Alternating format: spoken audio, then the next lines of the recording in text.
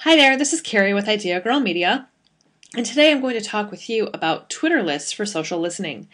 We're going to talk about making lists, we're going to talk about following lists, and then what you do with them afterwards. So if you are a business owner and you want successful online marketing, you are going to need to know what's happening on the internet, what's happening in the social space, the web in general, your industry, your niche, and even your location. So even if you use Twitter just for social listening, it's an incredible tool. Let's hop on over to Twitter. And here you see my home screen for this account. And I want to access lists. So let's go into the profile. And here in the upper left-hand corner, you see several things, but list is on the bottom. We're going to access that. So here you see I've made a local list for business brands and public figures in Southwest Ohio and the Midwest. That's helpful to me here. Let's take a look at that list. And I've put 5 people on this list already that I feel are tweeting things that I want to hear about. I can access that at any time, and that's the conversation that I will see. Okay, so you can make a list on anything. So I'm interested in coffee. Let's see what comes up for coffee.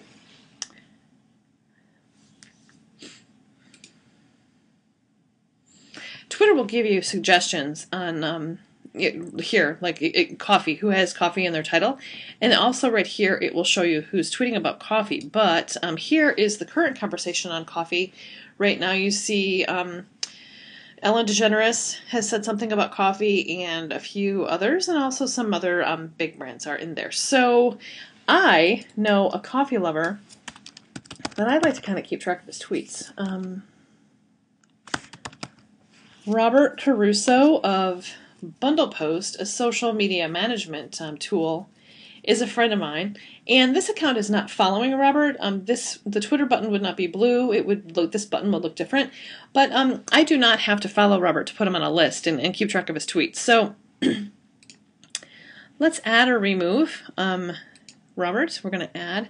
I don't think that he's a good candidate for my local list because he's in a totally different location, but I can create the list and put him on a coffee list. And Coffee Lovers and Social Media is a good list. It would be found. And I think I want to keep this public. A private list is where you would put, like let's say you want to watch your competition. So you put all of those people on Twitter onto a certain list, and you can follow their tweets in private, and no one will be able to see that list. But Coffee Lovers and Social Media, that's a good public list. So I'm going to save this list, and I'm going to put Robert on it. Okay, so he is now on my coffee list. And another person who likes coffee is my friend Ray. He is a great person for Google Plus tips. So this account does not follow Ray, but I can just put him on a list. So let's go ahead and add Ray to the coffee list. Okay. Now I'm going to take you over to my main profile. At ConnectU, that's where you can reach me on Twitter if you like, and I'm a list maker. So let's take a look at my lists.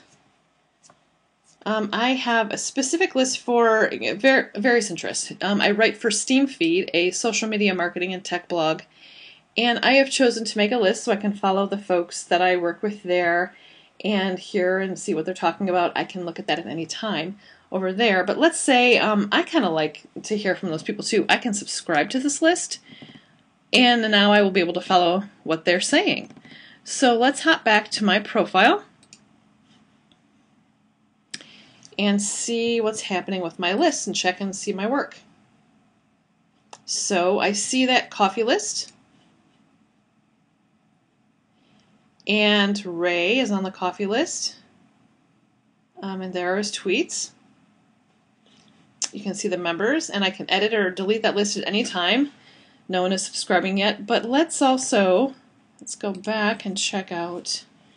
I also see that I have the SteamFeed list available in my list because I've subscribed to that, and I can look and see what's happening with that conversation at any time. So I can make a list, I can subscribe to a list, so I can listen to the conversation. So most people use Hootsuite for their social listening or to set up a dashboard. There are other tools.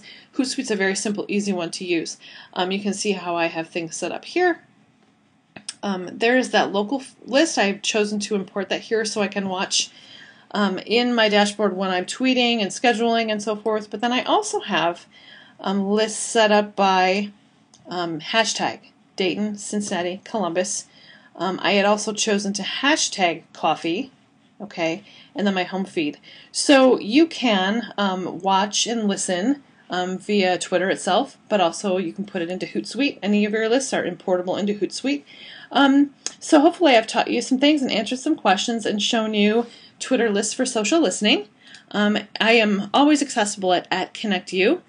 Tweet me. I'd love to answer your questions. Or another place to reach me is Facebook, facebook.com/ideagirlmedia. If you have a question or you want to know more about Twitter lists for social listening, hop over and post a question on my wall. I will always answer. And I hope you're having a great day and you have good luck with your social listening. So take care and thanks for listening. Bye-bye.